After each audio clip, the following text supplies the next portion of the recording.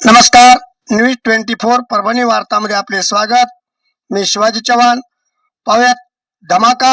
जिल्हा परिषद पंचायत समिती निवडणुकीचा या सदरामध्ये आज विशेष असा दिवस असून आज परभणी जिल्ह्यातील शेवटचा गट राणी सावरगाव गट, जिल्हा परिषद गट क्रमांक 54 राणी सावरगाव या ठिकाणी भारतीय जनता पक्षाचे दोन्ही उमेदवार जिल्हा परिषदेचे सय्यद अल्ताफ शेठ, सय्यद अकबर शेठ व पंचायत समितीचे उषाबाई सुरेश चव्हाण विजयी झालेले आहेत. त्यांचा जल्लोष आपण पाहू.